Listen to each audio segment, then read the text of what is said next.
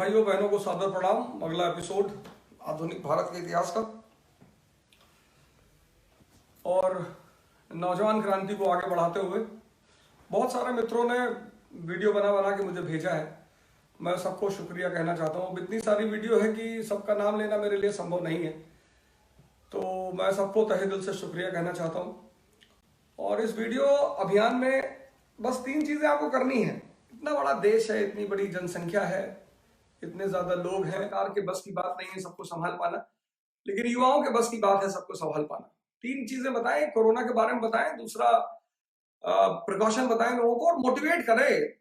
ऐसे ऐसे वीडियो में देख रहा हूँ आ रहे हैं लोगों के कि मतलब आदमी अगर देख लेगा तो वो तो कभी दोबारा, अगर उसे हल्का सा बुखार भी होगा वो अस्पताल नहीं जाएगा। खैर, कहानी आधुनिक भारत की ये चल रही थी कि 1857 का विद्रोह हुआ, कंपनी पर्दे के पीछे चली गई, हिंदुस्तान के राजा महाराजा पर्दे के पीछे चले गए। अब हिंदुस्तान का शासन क्राउन के हाथ में आ गया। हिंदुस्तान का शासन क्राउन के हाथ में आ गया और यहीं से कहानी एकदम नई मोड़ लेना शुरू हो रही है। अब ये जो शिक्षित मध्यम वर्ग था, एजुकेटेड मिडिल क्लास, इसे बड़ी आशा थी, बड़ा विश्वास था इसको ब्रिटेन के संविधान पर। ब्रिटेन के संविधान पर यह विश्वास था कि जिस दिन भी भारत ब्रिटेन के पार्लियामेंट के हाथ में आएगा तो हमें भी वही सारे अधिकार मिलेंगे जो ब्रिटेन के लोगों को मिले हुए हैं। और जब पहला एक्ट आया 1858 तो थोड़ा सा निराशा हुई एजुकेटेड मिडिल क्लास को, क्योंकि वॉइसरॉय को कानून के अंतर्गत रखा गया कि वॉइसरॉय अगर हिंदुस्तान में किसी भी तरह की गड़बड़ी होती है और हिंदुस्तान का आदमी चाहे तो वॉइसरॉय के खिलाफ केस दर्ज कर सकता है। लेकिन साहब 1858, आज 2020 जब 80% लोग लिटरेट हैं और हिंदुस्तान आजाद है, तो एक कांस्टेबल के खिलाफ खड़े होने में आदमी को डर लगता है, एक दरोगे के खिलाफ आम आदमी को खड़े होने में डर लगता है। और 1858 कि आप वॉइसरॉय के खिलाफ केस दर्ज करें, वो संभव नहीं था जब 80% लोग अशिक्षित थे और देश गुलाम था। ये चीज थोड़ा सा आहत की लोगों को कि कुछ खास मिला नहीं हमें रिप्रेजेंटेशन के रूप में। खैर, बाय द वे दूसरा एक्ट आया 1861, विधायिका बनकर सामने आई। बहुत बड़ा डेवलपमेंट था लेजिस्लेचर, बर्थ ऑफ लेजिस्लेचर। लेकिन 12 मेंबर सिर्फ लेजिस्लेचर में, इतने बड़े मुल्क में 12 मेंबर, वो भी नॉमिनेटेड 2 साल के लिए। और सबसे बड़ी बात कि लीगल कोई प्रावधान नहीं था भारतीयों को लेजिस्लेचर में जाने का। ये तो बहुत बड़ा सेटबैक था। तो वो जो 1861 का लेजिस्लेचर बना, वो लेजिस्लेचर कम किसी राजा का कोर्ट ज्यादा था। इन दोनों अधिनियमों ने, एक्टों ने एजुकेटेड मिडिल क्लास को बहुत निराश किया और यहीं से नेशनल मूवमेंट की शुरुआत हुई। और जो सबसे पहला ऑर्गेनाइजेशन है 1866 ईस्ट इंडिया एसोसिएशन बाय दादा भाई नारोजी, लंदन में बनाया उन्होंने। ब्रिटिश लोगों को अवगत कराने के लिए कि भारत की स्थिति क्या है। उन्हें लगता था कि ब्रिटेन के लोग बहुत ही संविधान प्रिय लोग हैं, प्रजातांत्रिक लोग हैं, और जब उन्हें इस देश की स्थिति के बारे में पता चलेगा तो शायद देश सीधे धीरे धीरे अच्छी दिशा में बढ़ेगा। तो 1866 में ईस्ट इंडिया एसोसिएशन बना और दादा भाई नारोजी ने बनाया। दादा भाई नारोजी को ग्रैंड ओल्ड मैन भी कहा गया। वहां लेबर पार्टी से चुनाव लड़े वो इंग्लैंड में, ब्रिटेन के पार्लियामेंट में गए कि ब्रिटेन के पार्लियामेंट को हिंदुस्तान के लोगों के बारे में बताया जा सके। अब 1870s के बाद ब्रिटेन के सामने 2 चुनौतियां आ गई। वो बेताब फिल्म का एक गाना था, अंदर भी तूफान बाहर भी तूफान, और बीच के 2 तूफानों में शीशे का मकान। तो अंदर भी तूफान, नेशनल मूवमेंट की शुरुआत भारत में, बाहर भी तूफान, emergence of new industrialised Nations. समझिएगा दोनों तूफानों को। भारत में राष्ट्रीय आंदोलन की शुरुआत, और ये अंदर का तूफान, और बाहर का तूफान नए औद्योगिकृत मुल्कों का उदय। 1870s के बाद इटली, जर्मनी, और इंडस्ट्रियलाइज्ड नेशन को 2 चीज चाहिए, उसके बिना इंडस्ट्रियलाइज्ड नेशन रह ही नहीं सकता। एक मार्केट, एक रॉ मटेरियल। तो अब जब इंडस्ट्रियलाइज्ड नेशन पैदा हुआ तो एक्सपैंड करेंगे। एक्सपैंड करेंगे तो ब्रिटेन के कॉलोनियों पर खतरा होगा। अब ये दो खतरा ब्रिटेन, जो चुनौतियां ब्रिटेन के सामने आई, एक भारत के अंदर पैदा हुआ राष्ट्रीय आंदोलन और दूसरा औद्योगिकृत राष्ट्र, इंडस्ट्रियलाइज नेशंस। अब इन दोनों खतरों को निपटने के लिए ब्रिटेन ने एक बहुत ही पढ़े लिखे आदमी को हिंदुस्तान भेजा, लॉर्ड लिप्टन। 1876 से 1880 तक हिंदुस्तान में रहा। लेकिन मैं आपसे कल भी कह रहा था कि कुछ नहीं होता पढ़ने लिखने से। अगर आप भारत के इतिहास को देखें तो सम्राट अशोक, अकबर, अलाउद्दीन खिलजी, ये सब पढ़ने से आपकी इंफॉर्मेशन बढ़ती आपकी। लेकिन सब कुछ पढ़ने से नहीं होता, समझने से। अब हिंदुस्तान की गद्दी पर जो भी बैठेगा वो गुजरात जाएगा, दिल्ली की गद्दी पे जो बैठेगा वो गुजरात जाएगा। क्यों जाएगा गुजरात? क्योंकि गुजरात का कनेक्शन है सेंट्रल और वेस्ट एशिया के बंदरगाहों से। तो दिल्ली का राजा हमेशा गुजरात को कब्जा करने की कोशिश करेगा। और दिल्ली और गुजरात के बीच में है राजस्थान, डेजर्ट है, राजपूतों का इलाका है, लड़ना जानते हैं, लड़ना उनका शौक है, खेल है। और जब किसी चीज को आप खेल बना लेते हैं तो आपको उसमें मजा आने लगता है। मजा आना चाहिए सर, अगर जिस भी चीज में आप सफल होना चाहते हैं उसमें मजा आना चाहिए। एक बार एक साहब आए वाजीराम में मुझसे पूछने के लिए कि सर कितने घंटे बैठ के पढ़े। तो मैंने पूछा गर्लफ्रेंड है? तो बोले कि गर्लफ्रेंड तो नहीं है। मैंने कहा तो नहीं बताएंगे। तो जाकर उन्होंने शिकायत भी की मेरी मैनेजमेंट में कि I talk to mister Ojha कि how much asked to sit and study and he was asking about girlfriend and I am not here to make a girlfriend, my father is not giving money to do all these things. तो management को मिलाया कि यार बड़ा बढ़िया लड़का है, ओझा जी ने बदतमीजी की इसके साथ।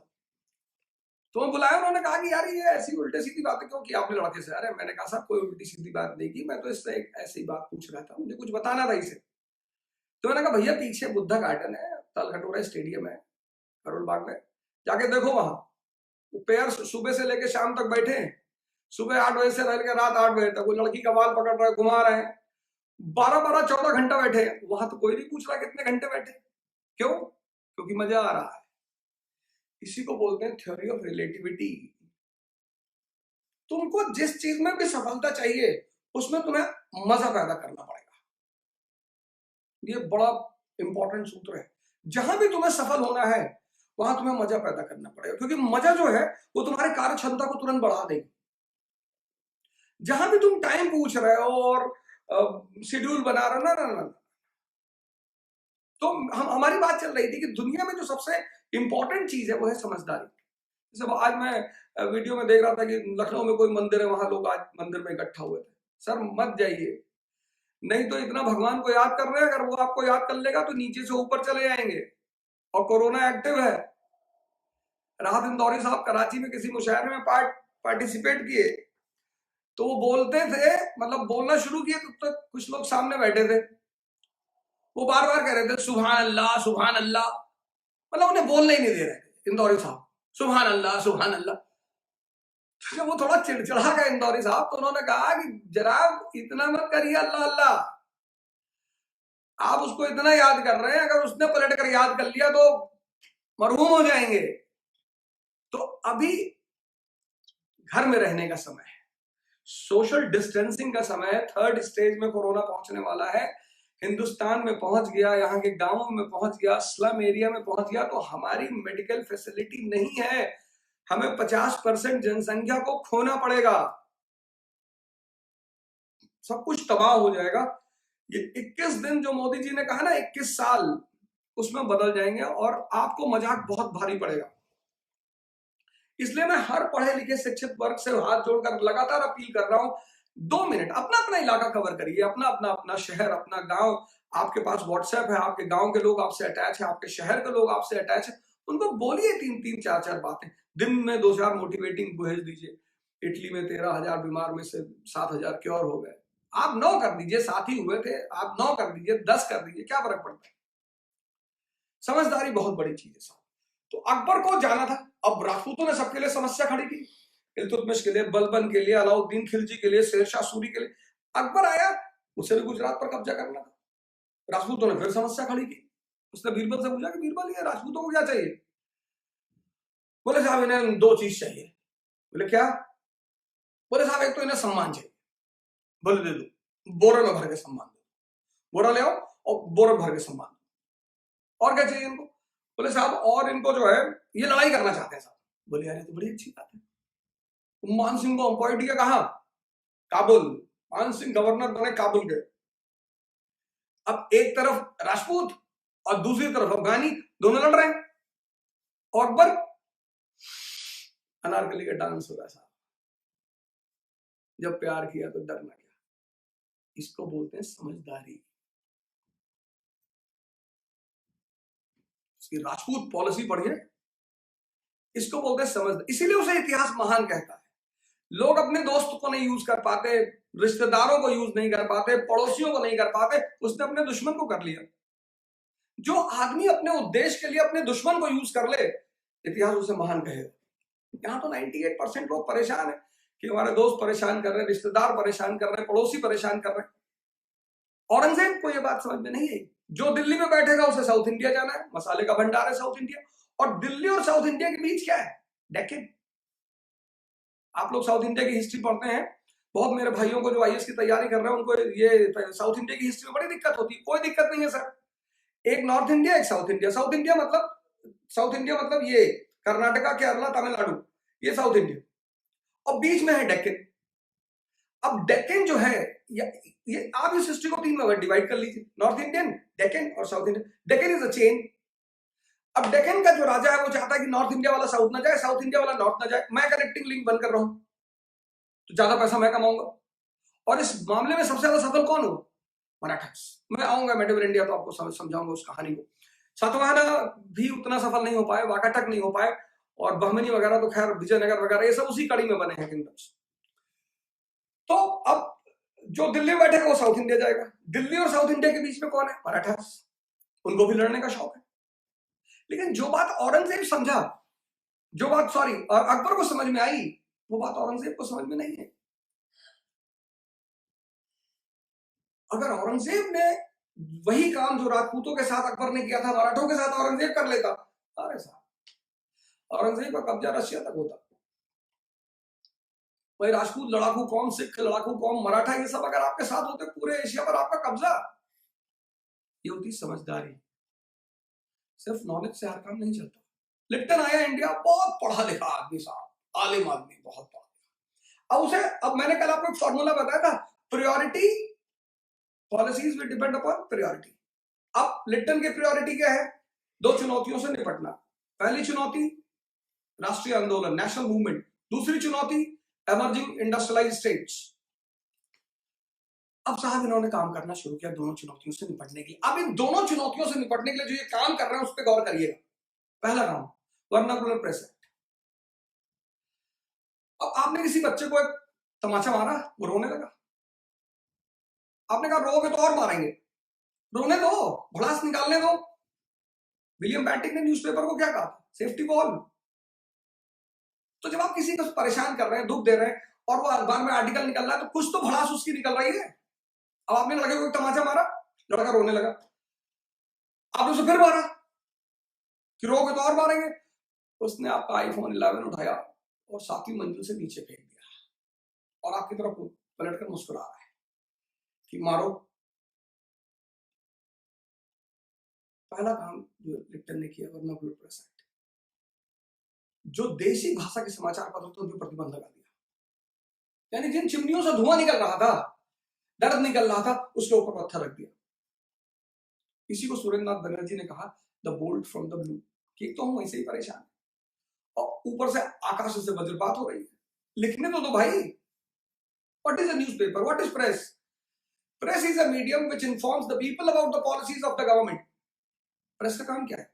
कि सरकार की नीतियों से जनता को अवगत कराए और फिर जनता के रिएक्शन को सरकार को बताए। इसीलिए उसे सेफ्टी वॉल आ गया। भाई ने उस पर बर्तन लगा दिया। कौन दुखी हुआ? इंटेलेक्चुअल क्लास दुखी हुआ। दूसरा इन्होंने क्या किया? Arms act. परेशान कौन था? हिंदुस्तानी। रो कौन रहा था? हिंदुस्तानी। इन्होंने कहा हिंदुस्तानियों को आर्म्स रखने के लिए लाइसेंस चाहिए, यूरोपियन बिना लाइसेंस का रहेंगे। यानी डकैत जो है, जो रॉबरी कर रहे हैं, उनको लाइसेंस रखने की कोई जरूरत नहीं, आम आदमी को लाइसेंस। इससे कौन दुखी हुआ? हिंदुस्तान का प्रॉस्परस सेक्शन। तीसरा काम इन्होंने किया, इंपोर्ट ड्यूटी घटा दी। अब समझिएगा इस बात को, इंपोर्ट ड्यूटी का खेल। 1850s के बाद से इंडियन इंडस्ट्रियल रेवोल्यूशन शुरू हुआ। कल मैंने आपसे कहा 1854 कॉटन इंडस्ट्रीज। अब साहब भारत का जो इंडस्ट्रियल रेवोल्यूशन 1850s के बाद शुरू हुआ वो इन्फेंट है, उसको सरकार का समर्थन चाहिए, सपोर्ट चाहिए। अब सरकार का समर्थन और सपोर्ट मिलने के बजाय इन्होंने क्या किया, इंपोर्ट ड्यूटी घटा दी। अब जब इंपोर्ट ड्यूटी घटा दी तो भारत जो है विदेशी मालों से भर गया। कौन दुखी हुआ? Indian industrial section. तीन लोगों को दिखो किया इसने, इंटेलेक्चुअल सेक्शन को किया, प्रॉस्परस सेक्शन को किया, इंडस्ट्रियलिस्टों को किया। फिर ये पलटा किसकी तरफ? आम आदमी की तरफ। फाइमाइन अकाल पड़ा हुआ था देश में, इसी ने अपॉइंट किया स्टाची कमीशन, लिप्टन ने। और कमीशन ने रिपोर्ट दिया कि लोगों की हालत बहुत खराब है and state should give immediate help to the people. मतलब लोगों को सरकार को जनता की मदद करनी चाहिए। इसने कहा कि हमारे पास पैसा नहीं है, गवर्नमेंट हैज नो फंड्स। चलो ठीक है भाई, सरकार के पास पैसा नहीं, लेकिन एक तरफ ये कह रहा है कि सरकार के पास पैसा नहीं, दूसरी तरफ दिल्ली दरबार का आयोजन, कैसर हिंद टू क्वीन विक्टोरिया, और जबरदस्त पैसा लुटाया गया भाई साहब उसके ऊपर। इससे कौन दुखी हुआ? आम आदमी दुखी हुआ। अब चार लोग दुखी हो चुके हैं, इंटेलेक्चुअल सेक्शन दुखी हो चुका है, प्रॉस्परस सेक्शन, इंडस्ट्रियल सेक्शन, आम आदमी। फिर ये पलटा, इसने पांचवा काम किया, सिविल सर्विस। मौर्यकाल से आज तक मिडिल क्लास का जो सपना है मिडिल क्लास का, वो है सिविल सर्विस। आज भी आप देखो, हर आदमी आईएएस बनना चाहता है। जो देखो बोरा वोरा उठाए दिल्ली की तरफ भागा चला रहा है। ये कहाँ जा रहे हो भैया? आईएएस बनने जा रहे भैया। हाँ हाँ बिल्कुल बनिए, आईएएस बनने में क्या है। मिडिल क्लास के लिए सामाजिक स्तर को परिवर्तित करने का जो सबसे सरल रास्ता है वो है सिविल सर्विस। इसलिए सिविल सर्विस हमेशा से मध्यम वर्ग के लिए आकर्षण रहा है, हमेशा से। तो 1853 से सिविल सर्विस में एग्जामिनेशन शुरू हो गया था, लेकिन होता था लंदन में। और अंग्रेजों ने ऐसी व्यवस्था कर रखी थी सिविल सर्विस परीक्षा की कि भारतीय उसमें जा ही ना पाए। 80% भारतीय गरीब, तो हर आदमी, अब लाल बहादुर शास्त्री नदी तैर करके स्कूल जाते थे, लेकिन साहब यहां तो 7 समुद्र तैर करके जाना है, वो हर आदमी के लिए संभव नहीं। दूसरी बात कि लैटिन वॉज कंपल्सरी। यहां इंग्लिश बोलना हमारे लिए मुश्किल है, हम इंग्लिश बोलते हैं, majority people English. I was in the market, तुम्हारी मम्मा मिल गई थी। आज 2020 में बहुत बहुसंख्यक पढ़ा लिखा तबका, मैं अपनी बात कर रहा हूं। और तीसरी बात, horse riding was compulsory and horse is not the animal of the sub continent. हमारे लिए सबसे अच्छी चीज क्या है? Hero Honda Splendor. हम 5 फीट 6 इंच 7 इंच के लोग, 5 फीट 5 इंच के लोग, और घोड़े पे बैठने के लिए इराकी अरबी लंबे लंबे लोग चाहिए घोड़े पे बैठने के लिए। अब हिंदुस्तानी को जब हॉर्स राइडिंग कराई जाएगी तो बैठने उसके लिए चैलेंज हो जाएगा। सुरेंद्र बनर्जी इसी मुद्दे पर बाहर निकाले गए। 1853 में एग्जामिनेशन शुरू हुआ था सिविल सर्विसेज में, और पहला भारतीय जो आईसीएस बना वो था सत्येंद्र नाथ बनर्जी। किस ईयर में? 1864 में।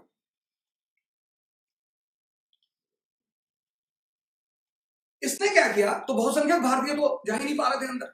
इसने क्या किया, लिप्टन ने सिविल सर्विस की एज लिमिट घटा दी। अब कौन दुखी हुआ? Educated middle class. तो 5 लोग इससे दुखी हो चुके हैं, intellectual class, prosperous class, Indian industrialised section, आम आदमी, एजुकेटेड मिडिल क्लास। और छठी गलती जो इसने किया, अफगानिस्तान शुरू से हमारा मित्र राष्ट्र रहा है आदिम काल से, और हमारी जो नेशनल फ्रंटियर है वो मानी जाती है काबुल, गजनी, गंधार और हेरात। और अफगानिस्तान को कहा जाता है the graveyard of empires. Terrain जो होता है, टेरेन वो बहुत हद तक आदमी का कैरेक्टर डिफाइन करता है। जैसे राजस्थान का आदमी लड़ाकू है, फिजिकल फिटनेस अच्छी है उसकी, मरुस्थल है, 10 किलोमीटर से पानी लेने जाता है, प्रकृति ने ही उसको स्ट्रगल दे रखा है। यूपी बिहार का आदमी राजनीति में बहुत तेज है, स्ट्रगल कम है, जमीन बहुत उपजाऊ है, और जमीन की साहब हमारे यहाँ बहुत इज्जत है। हमारे यहाँ दो चीज की बड़ी इज्जत है, एक ससुराल की, एक जमीन की। दो चीजों की बड़ी इज्जत है हमारे यहाँ यूपी में। एक तो ससुराल की, आदमी ससुराल में अपनी इज्जत बहुत बनाए रखना चाहता है, और दूसरी जमीन, जमीन होना चाहिए। कल मैंने फिर आपसे कहा था। तो इसने मैसेज भेजा अफगानियों से कि तुम हमारे दुश्मनों के साथ इंटरेक्शन नहीं करोगे। उन्होंने कहा कि हम किसी की सुनते बनते नहीं, हम किसी से भी इंटरेक्शन करेंगे। सेकंड एंग्लो अफगान वॉर कर दिया इसने, हमला कर दिया अफगानिस्तान में। बहुत बुरी हार हुई हिंदुस्तानी सेना की। और ये आया था आग बुझाने, बिल्डिंग में आग लगी थी, आग बुझाने आया था। इसने क्या किया, CO2 का सिलेंडर खोलने के बजाय ऑक्सीजन का सिलेंडर खोल लिया।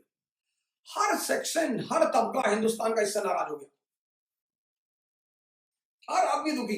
ये राष्ट्रीय आंदोलन को शांत करने आया था, इसने राष्ट्रीय आंदोलन को भड़का दिया। अरे अंग्रेजों ने कहा मारो दो हाथ इसको, मार वापस बुलाओ इसको। और 1880 में लिट्टन को वापस बुला लिया गया। और लिट्टन के बाद भेजा गया रिपन को, देख भाई आग बढ़ चुकी है और तू जा आग को शांत करने के लिए। तो अब इस बैकग्राउंड में रिपन को जब आप पढ़ेंगे ना, तो आप इस बैकग्राउंड में पढ़ेंगे कि लिट्टन आया था आग को शांत करने के लिए, उसने भड़का दिया। और जब उसने भड़का दिया तो रिपन आ रहा है उस आग को शांत करने के लिए। तो जख्म किसने दिया? लिट्टन ने। मलहम कौन लगाया? रिपन। वर्नाकुलर प्रेस एक्ट उसने अमेंड कर दिया रिपन ने। उसने कहा आप लिखो जो कुछ लिखना चाहते हो, आप बिल्कुल लिखो, but whatever will be written about the government, वो गवर्नमेंट के अफसर जो है उसे एडिट करेंगे। उसने वर्नाकुलर प्रेस एक्ट को खत्म नहीं किया, उसने कहा नहीं चलने दो, कोई बात नहीं, लेकिन आप कुछ भी अगर सरकार के बारे में लिखते हो तो हम एडिट करेंगे, गवर्नमेंट ऑफिसर उसे एडिट करेंगे, फिर आप उसे बाहर भेजो। ये पहला काम किया उसने। दूसरा काम उसने सॉल्ट ड्यूटी। आम आदमी को क्या चाहिए? अभी देखिए चारों तरफ बंदी चल रही है, तो लोग अपील कर रहे हैं सरकार से कि साहब EMI आगे बढ़ा दो, साहब स्कूल की फीस माफ करवा दो, साहब स्कूल की फीस 3 महीने आगे बढ़वा दो, साहब सब्जी सस्ता करवा दो। आम आदमी किस बात पे खुश है? हर आदमी, आम आदमी नहीं, हर आदमी की जिंदगी की जो सबसे बड़ी चीज है उसका इंटरेस्ट है। जिंदगी का जो सबसे बड़ा सिद्धांत है वो है इंटरेस्ट। आज आप चाहें तो चेक कर लें इस सिद्धांत को। आज आप, आजकल मैं अपने पिताजी से, परिवार वालों से कह दे कि मुझे समझ में आ गया जिंदगी क्या है, वैसे भी दुनिया खत्म होने वाली है, तो अब मैं सन्यासी बनने जा रहा हूँ, हरिद्वार जा रहा हूँ। संभावना यह है कि बहुत मारे जाएंगे आप पटक कर घर में, और कोशिश की जाएगी आपको समझाने की 1-2 दिन, और अगर आप नहीं माने तो फिर तो बहुत गिराकर मारे जाएंगे। सारा गेम इंटरेस्ट का है इस संसार में, सारा गेम इंटरेस्ट का है। जब तक आप लोगों के काम के हैं, आप अपने ही जीवन से देखिए, मैं अपने जीवन से इस चीज को चेक करता हूं कि जैसे मेरा गार्ड है यहाँ बिल्डिंग में, वो नीचे बैठता है, तो मैं उससे दोस्ती नहीं करना चाहता क्योंकि वो मेरे काम का नहीं है। बस ऐसे ही सबके साथ है। इसलिए बहुत ताकतवर लोग हर आदमी से दोस्ती नहीं करना चाहते, कि लोग कहते हैं ना बड़े लोग बड़े घमंडी होते हैं और ये भाई साहब मंत्री हो गए और बात नहीं करते। क्यों करेंगे? क्योंकि ताकतवर आदमी अगर सबसे दोस्ती करने लगेगा, आम आदमी के साथ बैठने लगेगा, तो 24 घंटे तो काम लेके पहुंच जाएगा। इसलिए ब्यूरोक्रेटों को, मंत्रियों को, मिनिस्टरों को बड़ा अलग रखा जाता है समाज में कि तुमसे आप दूर ही रहो। तो इंटरेस्ट, अब आम आदमी दुखी है। अब रिपन ने अपने पहले स्टेप से क्या किया? किसको शांत किया? Intellectual class. दूसरा स्टेप उसका क्या है? सॉल्ट ड्यूटी, नमक। हिंदुस्तान में किसका कॉन्सेप्ट था? नमक हलाली का, चीनी हलाली का नहीं है। हिंदुस्तान नमक की खदान है। आप देखो गुजरात से लेकर आसाम तक कोस्टल बेल्ट, और नमक सबकी आवश्यकता है, हर घर की आवश्यकता है। दवाई, खासकर महिलाओं की तो सबसे बड़ी दवाई है, लो बीपी में नमक ही काम करता है। और इतनी बड़ा रिसोर्स होने के बाद आजाद भारत तक नमक लग्जरी का आइटम था, क्योंकि उसका जो बनाना था वो सरकार की मोनोपोली थी, और हम तो इंपोर्ट करते थे ब्रिटिश पीरियड में। आज भी टाटा नमक देश का नमक है, और एमएनसीज ने अपने हाथ में रख रखा है टाटा नमक देश का। और नमक बेचने के लिए क्या क्या तरीके अपनाते हैं वो। नमक फ्री की चीज है सर, लेकिन टाटा नमक पहले ऐड करता था कि टाटा नमक आयोडीन युक्त नमक, आयोडीन से गोइटर नहीं होता। तो हिंदुस्तानियों ने कहा नहीं नहीं, थोड़ी सी चौड़ी गर्दन होनी चाहिए, हो जाए गोइटर, कोई बात नहीं। तो लगा यार प्रोडक्ट तो बिक नहीं रहा है, तो फिर उन्होंने एक नया रास्ता निकाला कि आयोडीन से बच्चों की मेमोरी बढ़ती है।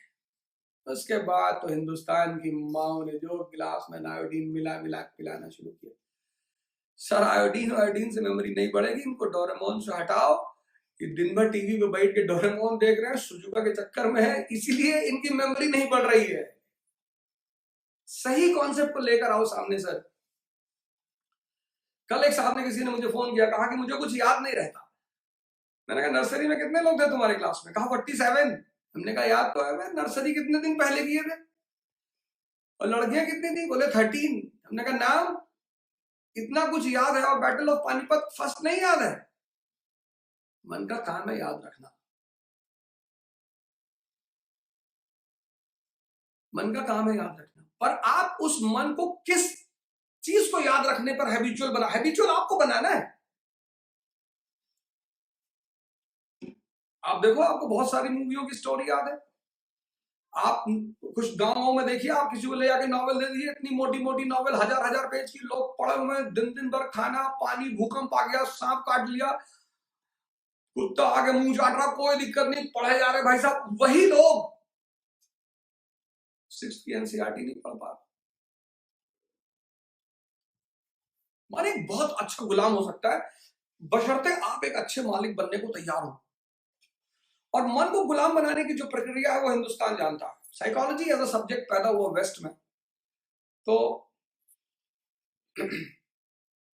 अच्छा सब्जेक्ट है, बहुत बढ़िया सब्जेक्ट है, लेकिन हमने मन को बहुत पहले, हम वो मन को पढ़ाते हैं western people. And psychology is a subject of what? Capitalism. ये कैपिटलिज्म का बेटा है। और सोशियोलॉजी इंडस्ट्रियल रेवोल्यूशन की बेटी। ये दो आधुनिक सब्जेक्ट हैं, एक साइकोलॉजी, एक सोशियोलॉजी। तो आम आदमी जो है, हर आदमी का इंटरेस्ट है, और आम आदमी के छोटे छोटे इंटरेस्ट है कि साहब बच्चे की फीस माफ हो जाए, सब्जी सस्ती हो जाए। तो रिपन ने दूसरा काम यह किया कि सॉल्ट ड्यूटी घटा दी, और जैसे ही सॉल्ट ड्यूटी घटाई, 1% घटाई, तो नमक की कीमतें बाजार में कम हो गई। आम आदमी बड़ा खुश हुआ। लिप्टन ने जिनको जिनको नाराज किया था, रिपन ने उन्हें खुशी किया। ये दोनों कनेक्ट करके चलिएगा कि लिप्टन ने जिनको जिनको नाराज किया, रिपन ने उन्हें खुशी किया। तो पहला खुशी किसको किया? इंटेलेक्चुअल क्लास को। दूसरा खुशी किसको किया? आम आदमी। तीसरा मिडिल क्लास। मिडिल क्लास की सबसे बड़ी जान। फादर ने तो पढ़ने के लिए मुझे कभी नहीं कहा, मेरी माता जी पढ़ी रहती थी मेरे पीछे, पढ़ो पढ़ो पढ़ो, नहीं बर्बाद हो जाओगे, और ये हो जाएगा और वो हो जाएगा। और मैं आपसे बार बार ये कहता हूं कि पढ़ने से ज्यादा आप ध्यान दें अपनी समझदारी को बढ़ाने पर। पढ़ाई से भी जो महत्वपूर्ण चीज है वो है समझदारी। देखिए, पेंडेमिक फैला हुआ है, कोरोना फैला हुआ है, 70-80% लोग डर से मर जाएंगे सर।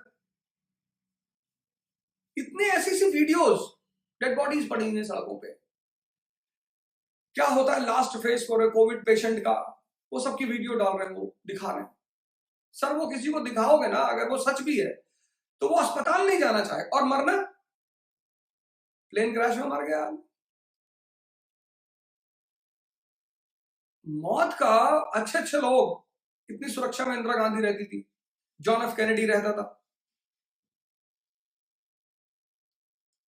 आप देखिए अगल बगल जब लोग मरते हैं, सिर्फ बहाने की बात होती है, कोई बहाना छोटा सा बन जाता है, लोग मर जाते हैं। प्रिकॉशन रखने की जरूरत है सर, डरने की जरूरत नहीं है। प्रिकॉशन, जब उसका इलाज ही प्रिकॉशन है, उसका सबसे बड़ा इलाज प्रिकॉशन है, तो प्रिकॉशन करिए, इलाज चलता रहेगा। आपको वो हंट ही नहीं कर पाएगा। उसके सिम्टम्स जानिए, हेल्पलाइंस आपको दी हुई है, हेल्पलाइन पे फोन करिए। तो इन दोनों कनेक्ट करके पढ़िएगा लिप्टन और रिपन को। लिप्टन ने सारे वर्ग को नाराज किया, रिपन ने उन्हें खुशी किया। एजुकेटेड मिडिल क्लास की सबसे बड़ी चीज क्या है? एजुकेशन। मुझे लगता है कि पढ़ाई से तो पूरी जिंदगी बदल जाएगी। बिल्कुल बदलेगी सर, पढ़ाई और समझदारी। मैंने आपको एग्जांपल दिया औरंगजेब और अकबर का। अब औरंगजेब को अगर देखा जाए तो बहुत डिसिप्लिन्ड आदमी है, डिसिप्लिन्ड आदमी है, धार्मिक आदमी है, धर्म में ज्यादा विश्वास है उसका। दूसरी तरफ अकबर उतना डिसिप्लिन्ड और उतना धार्मिक आदमी नहीं है, लेकिन सफल है। बहुत सारे लोग तैयारी करते हैं, कभी किसी से दोस्ती नहीं करते, कभी किसी लड़की से बात नहीं करते, शराब नहीं पीते, होता नहीं सिलेक्शन, तो फिर उनको समाज में इज्जत नहीं मिलती, वो और डिप्रेस हो जाते हैं कि भाई साहब हमने कभी कुछ उल्टा सीधा किया ही नहीं। सवाल उल्टा सीधे का नहीं है सर, सवाल है आपने जीतने का। इस दुनिया में अप्रिसिएशन विक्ट्री की है। अच्छाई की होती तो लोग रिक्शा वाले की भी तारीफ करते। हमारे नेता हैं, मिनिस्टर हैं, ऑफिसर्स हैं, कौन अच्छा बनना चाहता है? सबके बारे में सब लोग जानते हैं, लेकिन सब चाहते हैं कि ये मिनिस्टर, ये प्रधानमंत्री मेरे घर आए, मेरी इज्जत बढ़े, हम सेल्फी लें। हर आदमी एपीजे कलाम थोड़ी है साहब। तो शिक्षा, एजुकेशन बहुत बड़ी चीज, एजुकेशन। लेकिन शिक्षा, मैंने कहा ना कि शिक्षा का जो मुख्य उद्देश्य, मुख्य मेन, अगर आप एंशिएंट हिस्ट्री पढ़ें और सारे आश्रम सिस्टम को देखें तो उनकी प्लेसमेंट बड़ी अच्छी अच्छी थी ऋषियों मुनियों। साहब राजा बनते थे लड़के, क्योंकि वो पहला काम मन पर ही करते थे। मैं कॉलेज से हमने मॉडर्न एजुकेशन तो ले ली, पर हमने मन को छोड़ दिया। आज हमारी मेजॉरिटी यूथ अच्छा जानती है पर मन से बहुत कमजोर है सर। मैं तो देखता हूँ 20,000 के आसपास स्टूडेंट हमारे बाजीराव में होते हैं, और मैं देखता हूँ बच्चों को, नए नए लड़कों को रोते हुए, परेशान होते हुए। लड़ाई बड़ी है सर, और शुरुआती दौर किसी भी तैयारी का ऐसा होता है, आप किसी भी फील्ड में जाइए, तो किसी भी फील्ड में जब आप जाते हैं तो ये कंडीशन होती है। ये जो पहला फेज होता है ये चैलेंजिंग होता है सर। आप लॉयर बनने जाइए, 5 साल कोई आपसे बात नहीं करेगा।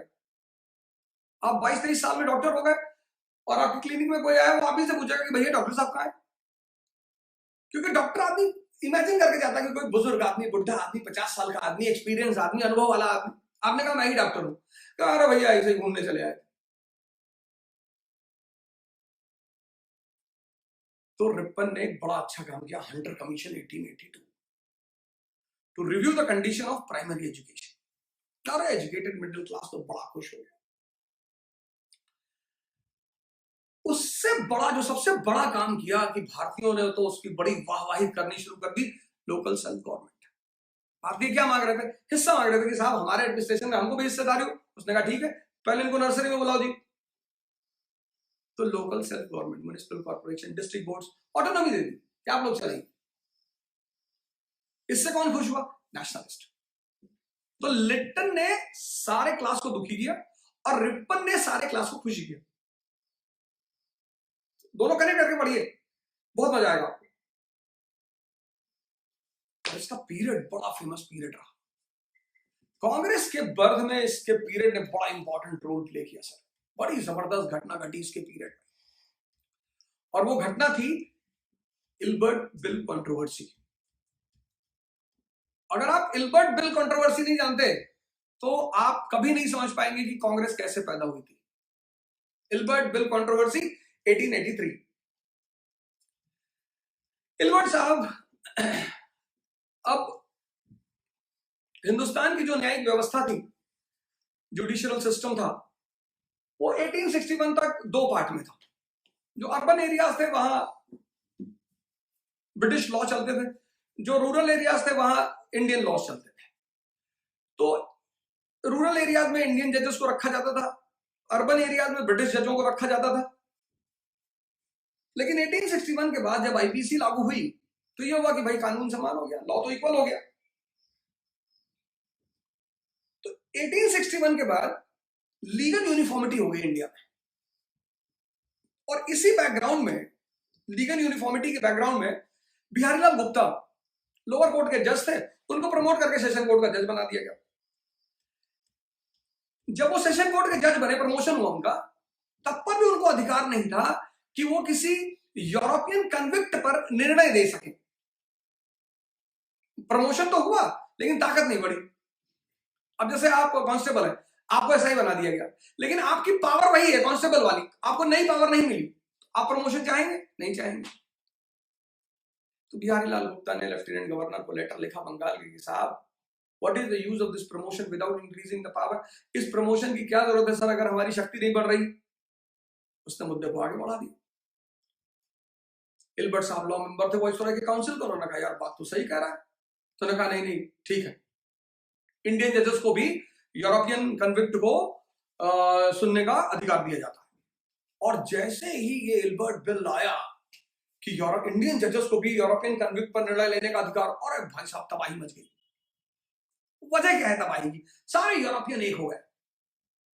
कोई भी शक्तिशाली आदमी कभी नहीं चाहता कि उसके ऊपर निर्णय उससे कमजोर आदमी दे।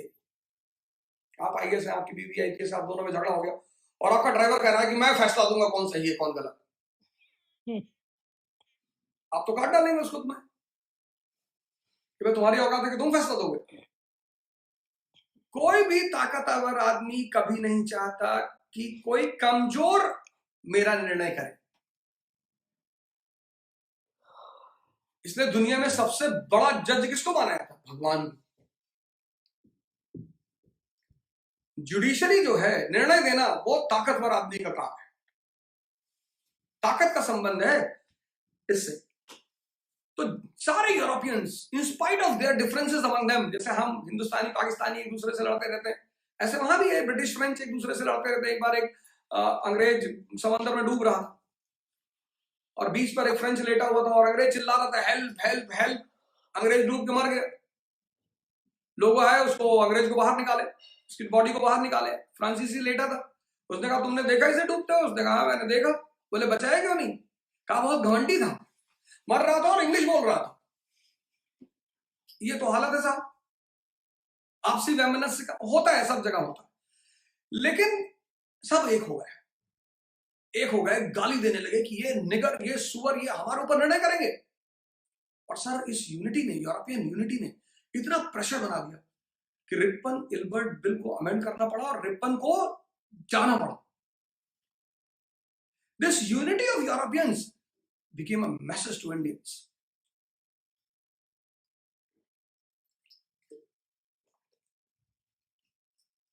अब देखिए इल्बर्ट बिल कंट्रोवर्सी ने क्या किया? यूरोपियन यूनिटी, एकता की ताकत को दिखाया कि एकता में कितनी ताकत है। तभी तो मैं आपसे कह रहा हूं सर, इस विषम परिस्थिति में जब देश इतनी बड़ी समस्या से निपट रहा है, हमको एक दूसरे की बुराई नहीं देखनी है, नहीं तो सब जाएंगे सर। 1857 में यही तो हुआ। इंडिया नहीं था सर, इंडियंस नहीं थे।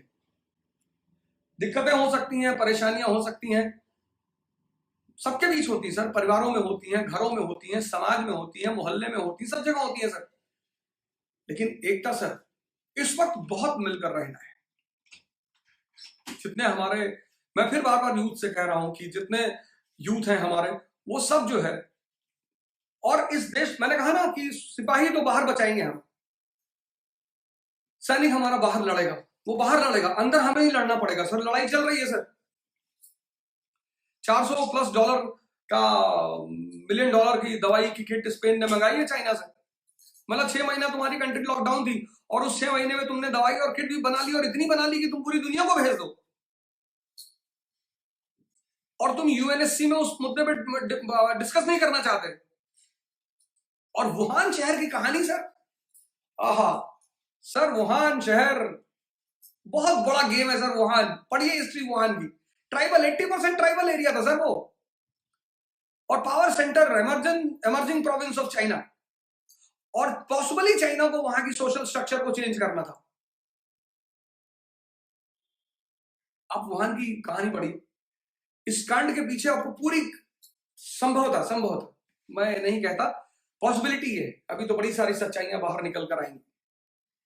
वहां नहीं सेंटर क्यों, वहां नहीं अटैक का मुद्दा क्यों? खैर जो भी हो, वो तो खैर बात की बातें हैं।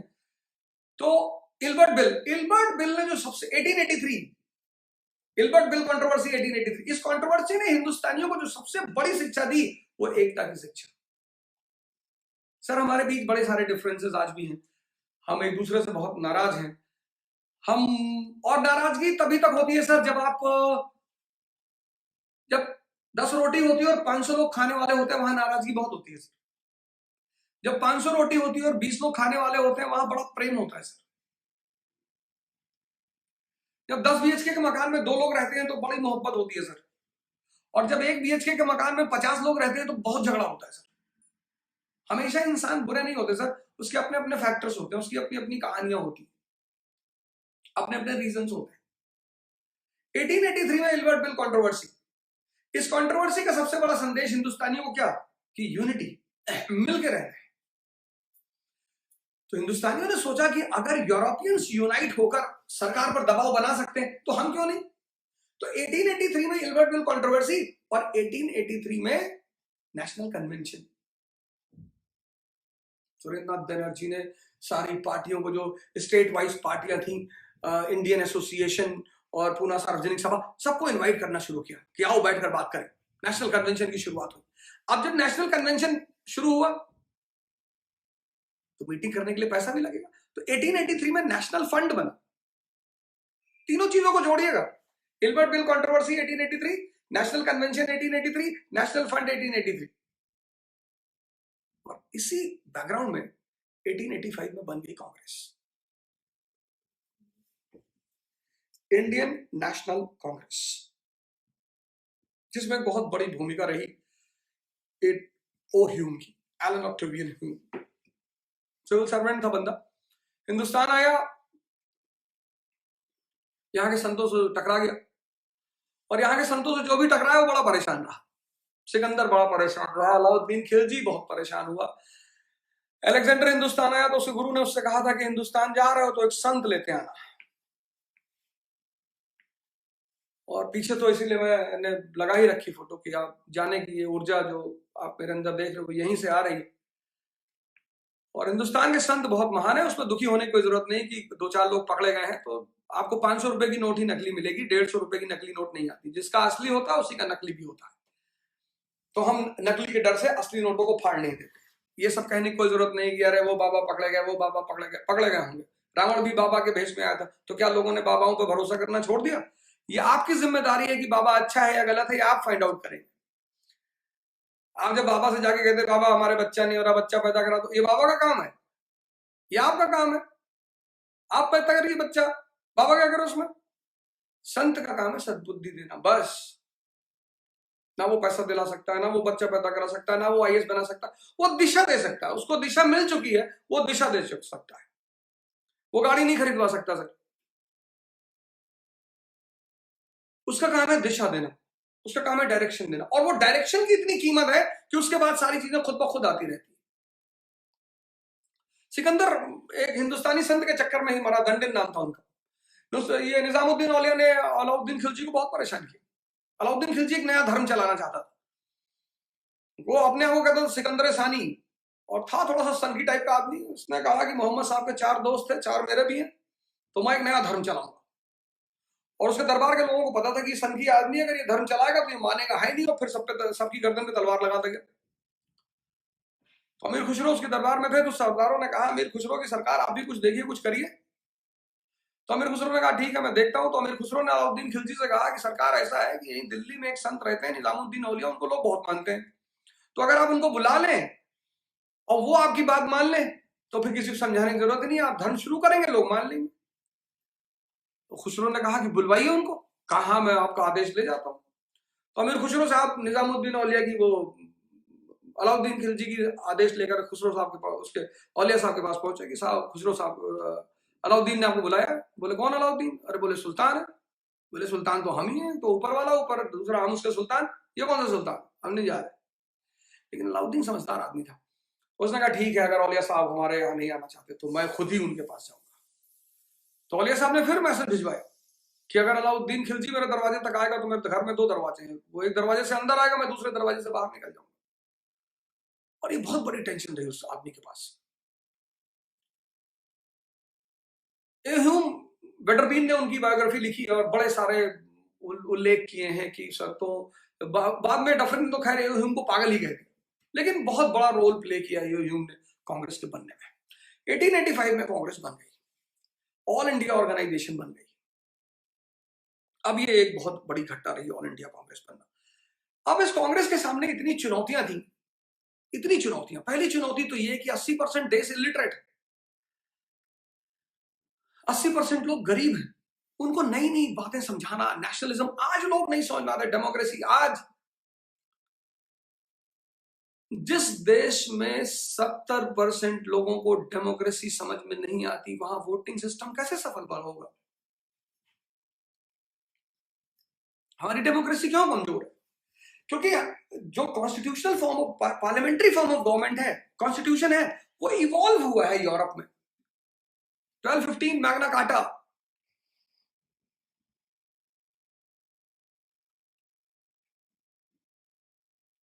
फिर ग्लोरियस रेवोल्यूशन, 400 साल का गैप है। इवॉल्व, पार्लियामेंट इवॉल्व हुआ है यूरोप में। हमारे यहां नेहरू जी ने कहा कि जेल नेहरू ने कहा कि हमारे देश के लोग बहुत समझदार हैं। बड़ी अच्छी बात कह रहे थे वो, बिल्कुल मैं उनकी बात से एकदम सहमत हूं, हमारे देश के लोग बहुत समझदार हैं। 2-4-10% है सर भटके हुए, पर कोई बात नहीं सर, उतना तो रहना ही पड़ेगा सर, नहीं रहेंगे तो फिर आपकी इंपॉर्टेंस कहाँ रहेगी। फारूक अकमल साहब उन्होंने कल वीडियो बना के डाली, बड़ी शानदार सी वीडियो डाली उन्होंने। डॉक्टर भूपेंद्र सिंह से मैं रिक्वेस्ट करूंगा कि एक वीडियो वो भी बनाए। और हालांकि आजकल वो बड़े आहत हैं, सभी आहत हैं, अफगानिस्तान के एपिसोड से हम सभी आहत हैं, लेकिन वो भी मुसलमान नहीं है सर, वो जिन लोगों ने अटैक किया है वो मुसलमान नहीं है। और पढ़ने से कोई समझदार नहीं होता। कोई केरला का लड़का था, आई से केरला मॉड्यूल के तहत वो अफगानिस्तान में, कल एक साहब को मैं सुन रहा था कि जो इंसानियत का कत्ल करे वो मुसलमान नहीं है। जी बिल्कुल, मैं इस बात से आपके एकदम वो हूं कि बिल्कुल आप सही कह रहे हैं कि वो लोग मुसलमान नहीं। इस्लाम को समझना ही अपने आप में बहुत बड़ी बात है। लेकिन मैं ऐसे ही सारे जो हमारे मुसलमान विद्वान इस वक्त हैं, मेरे मुसलमान विद्वान फ्रेंड हैं, मैं उनसे अपील करता हूं कि आप वीडियो बनाकर अपने इन मौलानाओं को, आलिमों को, इनको भेजिए कि साहब बहुत बड़े खतरे से आप जा रहे हैं। हमारे देश में एक समाज एक एरिया में रहता है, मुसलमान एक एरिया में, हिंदू एक एरिया में। अगर मुसलमान एरिया में फैल गया वायरस, कोई किसी को उठाने वाला नहीं होगा सर। ये आपकी जिम्मेदारी है कि चच्चा, नाना, काका कह के आप इन्हें समझाएं। कांग्रेस बन गई। अब कांग्रेस के 3 फेस है। पहला फेस एक बच्चे का फेस है, 1885 टू 1905 एक बच्चे का फेस है, बच्चे का।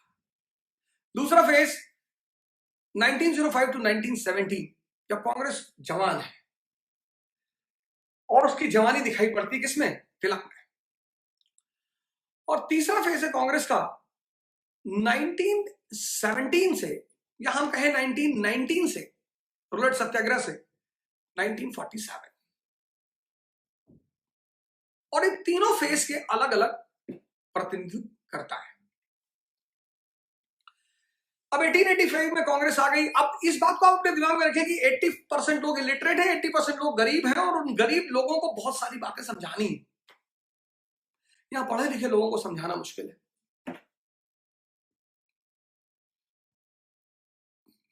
यहां पढ़े लिखे लोगों को समझाना मुश्किल है। अप्रोक्सीमेटली 80% लिटरेसी रेट है हमारे हिंदुस्तान का, लेकिन आप कंडीशन देखिए देश की। तो जिस देश की 80% लिटरेसी रेट हो, उस देश में इतनी अफरा तफरी हो, प्रधानमंत्री को हाथ जोड़ना पड़े। जिस देश में अप्रोक्सीमेटली 80% लिटरेसी हो, जिस देश में सबसे ज्यादा युवा पॉपुलेशन हो, साहब एक हफ्ते में सब कुछ बैलेंस हो जाना चाहिए था।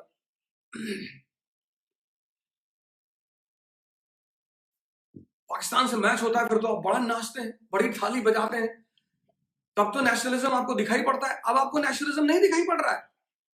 अब कहां गया आपका राष्ट्रवाद? अब जब देश इतनी संकट की घड़ी से गुजर रहा है, तब आपको राष्ट्रवाद की याद नहीं आ रही है? वो कृष्णा विनोद भाई हमारा है, वो आईडिड आंदोलन के अंतर्गत बहुत सारे लोगों को जोड़ रहा है, और प्रधानमंत्री कोष फंड में पैसे दान करवा रहे हैं बेचारे। ये सबकी जिम्मेदारी है सर। ये आंतरिक चुनौती है, ये बहुत बड़ी चुनौती है।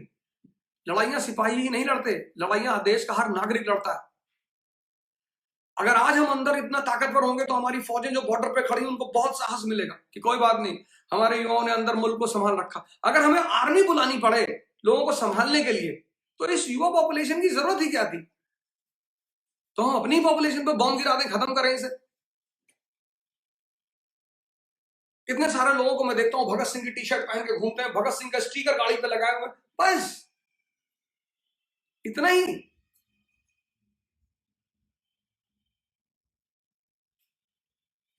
अरे किसी को मानते हो तो उसे फॉलो भी तो करो।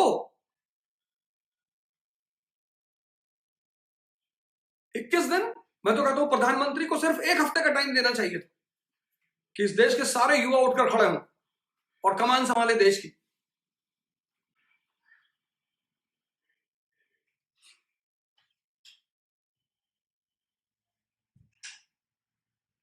जिस देश के पास सबसे ज्यादा युवा संख्या हो,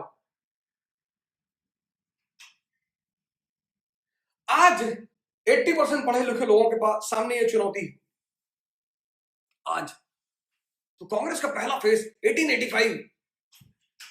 आप बस सोच कर देखिए कि 80% लोग अशिक्षित हैं, 80% लोग गरीब हैं। उनको आपको डेमोक्रेसी बतानी है, इलेक्शन बताना है, पार्लियामेंट बताना है, कॉन्स्टिट्यूशन बताना है।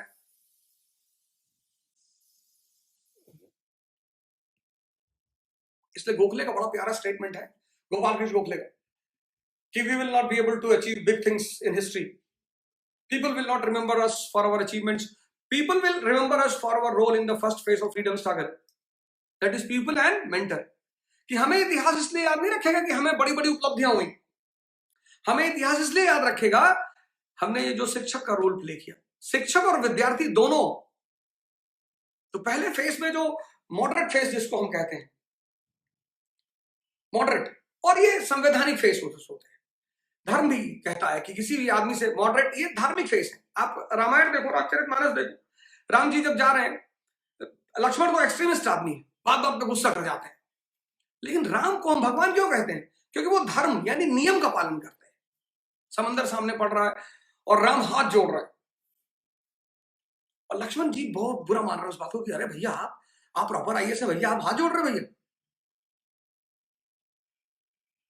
लेकिन राम हाथ जोड़ रहे हैं समंदर कि भैया हमें रास्ता दे दो। ये है उनकी भगवत्ता। जब तुम्हारे पास शक्ति है और तुम नियम का पालन करते हो तो तुम भगवान हो। जब शक्ति होकर तुम नियम का पालन करते हो तो तुम भगवान। अब देखो राम लंका पहुंच रहे हैं, लक्ष्मण गुस्से में कि भैया ठोक डालेंगे रावण को, तो संभाल रहे हैं कि जाने दो यार, रुको आराम से। तो अपने वो मॉडरेट लीडर को भेजते रावण के पास, दादा भाई नाराज। राम का मॉडरेट लीडर कौन है? Vibhishan, petition in prayer. जब रावण मॉडरेट लीडर को नहीं सुनता तो वो एक्सट्रीमिस्ट को भेजते, अंगद को, लाल बाल पाल। जब वो एक्सट्रीमिज्म को भी नहीं सुनता तब फिर राम कहते कि अब तो मारना पड़ेगा, रेवोल्यूशनरी टेररिज्म, अब तो कोई रास्ता ही नहीं। यह हुआ धर्म, नियम। तुरंत कूद के किसी की गर्दन नहीं पकड़ी जाती, अपनी बात उसके सामने रखी जाती कि हो सकता है वो हमारी बात को ना समझ रहा हो। तो मॉडरेटरों ने पी क्यूब का रास्ता अपनाया, पिटीशन, प्रेयर, प्रोटेस्ट। और सबसे बड़ा देन जो मॉडरेटरों की रही, पहला रोल तो उन्होंने यही प्ले किया जो मैंने आपको बताया कि शिक्षक और विद्यार्थी का, मेंटर एंड पीपल का, ये उनका सबसे पहला रोल रहा। बड़ा कीमती रोल रहा उनका, इतिहास इस बात के लिए उन्हें हमेशा याद रखेगा। बड़ा कीमती रोल रहा। मैं जब क्लास 10th में था तो मुझे लगता था, मुझे बड़ी नफरत थी मॉडरेट लीडरों से कि यार ये लोग लड़ाई क्यों नहीं कर रहे, मार क्यों नहीं रहे। तो यही कहते हैं ना कि कुछ ज्ञान आपको समय के साथ, उम्र के साथ आता है, समझदारी आपको कभी कभी उम्र के साथ भी आती है। अब हमें लगता है कि नहीं नहीं यार, बिल्डिंग तो बिना न्यू के बेकार है। तो फ्रीडम स्ट्रगल की जो न्यू है वो मॉडरेट लीडर्स है। उन्होंने पहला रोल क्या प्ले किया? स्टूडेंट और टीचर। दूसरा सबसे बड़ी चीज जो उन्होंने दी, सबसे बड़ी, गौर करिए इस बात पर, वो है क्या? Ideological ground for political struggle. मैं आपसे कहूं लड़ने चलना है, आपका पहला क्वेश्चन मुझसे यही होगा, क्यों? कोई भी लड़ाई बिना रीजन का हो नहीं सकती, हर लड़ाई की एक वजह होगी। तो उन्होंने रीजन दिया। रीजन कौन सा रीजन? Drain of wealth. सबसे बड़ा गिफ्ट मॉडरेट लीडरों का, the theory of drain of wealth, कि हमें लड़ना है, प्रोटेस्ट करना है। क्यों करना है? क्योंकि साहब हमारे संपत्ति का ड्रेन हो रहा है।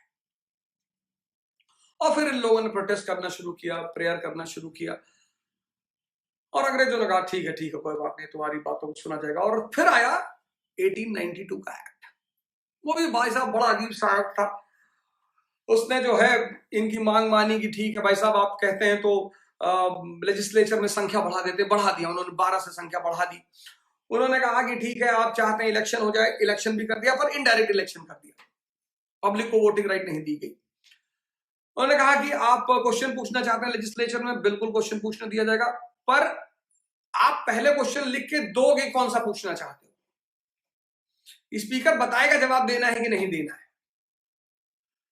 और बजट तो आपके हाथ में रहेगा ही नहीं। तो फिर राष्ट्रवादी बड़े निराश हुए कि यार इस सुधार से क्या फायदा था यार, इससे उन्हें कुछ देते ही नहीं। तो एक तो 1892 का अधिनियम राष्ट्रवादियों को संतुष्ट नहीं कर पाया और राष्ट्रीय आंदोलन ने गति पकड़ ली। और दूसरी बात, युवा जो है राष्ट्रीय आंदोलन से जुड़ रहे थे, एक्सट्रीमिस्ट। तो एक तरफ तो भारत में राष्ट्रीय आंदोलन को बड़ी गति मिल रही थी, मोमेंटम मिल रही थी, और दूसरी तरफ औद्योगिक मुल्क ताकतवर बनकर उभर रहे थे। जर्मनी ताकतवर बनकर उभर रहा था, इटली उभर रहा था, जापान उभर रहा था। अब तो बड़ी जबरदस्त चुनौती थी ब्रिटेन के सामने। लिप्टन के सामने चुनौती हल्की थी। 1890s के बाद दोनों चुनौतियां बढ़ गई, राष्ट्रीय आंदोलन का मजबूत होना और औद्योगिक राष्ट्रों का ताकतवर होना। और इन दोनों पृष्ठभूमि में एक बहुत ही महान और जबरदस्त कैरेक्टर को अंग्रेजों ने भारत भेजा, लॉर्ड कर्जन। इस आदमी की जितनी तारीफ की जाए वो कम है, और खिलाड़ी तो बहुत जबरदस्त लॉर्ड कर्जन। मतलब एक पूरी किताब कर्जन पे कम पड़ सकती है, अगर उस पर बोला जाए तो एक पूरी किताब कम पड़ सकती है। मैंने एक किताब पढ़ी थी, वो पूरी किताब मुझे लगा कि नहीं यार, इस आदमी के साथ नाइंसाफी नहीं हुई, इतना ही नहीं कहा जा सकता।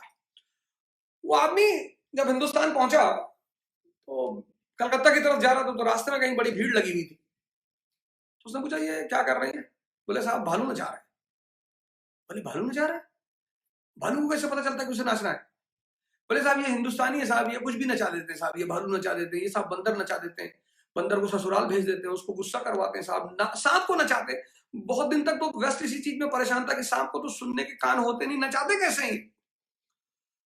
तो काफी दिन बाद उनके दिमाग में ये बात आई, किसी ने रिसर्च की कि साहब किसी की आंख में उंगली डालोगे बार बार तो खड़ा होता रहेगा। वो बीन जो है वो इसी का रोल प्ले करती है। तो उसने फिर स्टेटमेंट दिया कि India is a land of sorcerers and jugglers, मदारियों का देश है। लेकिन उसी कर्जन ने बाद में एक और स्टेटमेंट दिया कि east is a university where a scholar never gets a degree. ये रहा सर आज का प्रोग्राम, आज हम यहीं पे खत्म करते हैं। कल हम शुरू करेंगे कर्जन को, बड़ी प्यारी स्टोरी कर्जन की सर। लेकिन फिर मैं मेन मुद्दे पे आ जाता हूं। ये तो कहानी तो मैं आपको फ्री में मुफ्त में सुना रहा हूं, और मैं चाहता हूं कि आप अपनी राय जरूर भेजा करें इस पे। फिर वही नौजवान क्रांति पर मैं आ रहा हूं, फिर से सबसे रिक्वेस्ट कर रहा हूं, सारे युवाओं से रिक्वेस्ट कर रहा हूं कि भैया ये लड़ाई आपके बिना अधूरी है। आज है तारीख 28, आज तारीख 28 है भैया, 14 अप्रैल तक का समय हमारे पास है। 2-2 मिनट के वीडियो सर, 2-2 मिनट के वीडियो।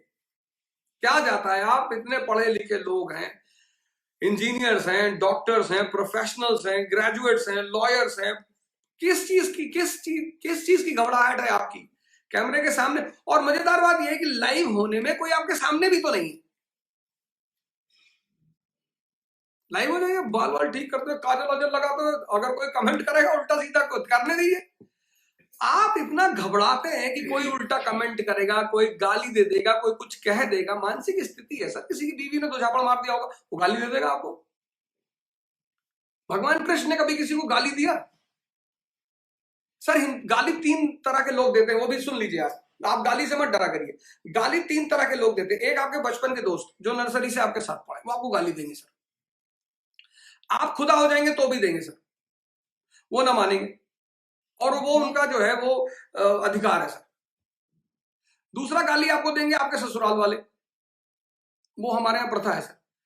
आपके घरों में शादियां वादियां हुई होंगी तो आपने देखा होगा कि जब दूल्हा आता है तो दोनों पक्ष, वो लड़की के पक्ष वाले बड़ा गाली वाली देते हैं, वो बड़ा शुभ माना जाता है सर।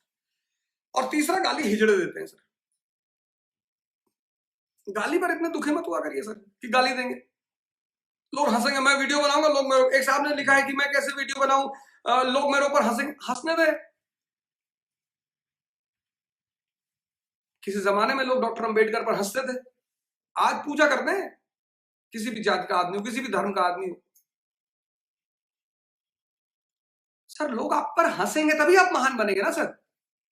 हंसना जरूरी है सर, जैसे डरना जरूरी है ऐसे हंसना भी जरूरी। गांधी पे लोग हंसते थे, गांधी पे लोग हंसते थे सर। वो अब्राहम लिंकन पहली बार सीनेट पहुंचा प्रेसिडेंट बनकर, एक सीनेट में खड़ा हुआ, उसने कहा कि मिस्टर सेनेटर, आपके फादर एक बहुत अच्छे मोची थे और मैं जूता पहना हूं, आपके फादर ने बनाया था और बहुत अच्छा जूता है। कोई आम आदमी होता तो चिल्लाने लगता कि मेरे फादर को मोची बता रहे, बेइज्जती कर रहे मेरे। नहीं, लिंकन ने बहुत बढ़िया जवाब दिया। उसने कहा thank you for appreciating my father. कहा मैं आपका धन्यवाद देता हूं कि आप मेरे फादर को अप्रिशिएट कर रहे हैं, और मैं चाहूंगा कि मैं अपने फादर की तरह बनूं, कि जैसे आज आप मेरे फादर को एक अच्छे मोची के रूप में अप्रिशिएट कर रहे हैं, कल आपके बच्चे मुझे एक अच्छे प्रेसिडेंट के रूप में अप्रिशिएट करें। ये जज्बा सर, हंसने दीजिए सर। लड़ाइयां चलती हैं तो लोग हंसते। मुझे कई सारे लोगों ने मैसेज किया वीडियो मूवमेंट करा के क्या कर लोगे? अरे क्या कर लेंगे, तुम चुपचाप घर में बैठे रहो, नहीं तो पहले तुम ही को मारेंगे। तो रामचंद्र जी रावण से लड़ने गए, रावण को पता चला कि अच्छा बंदरों को लेकर आ साहब, जीत का जज्बा है।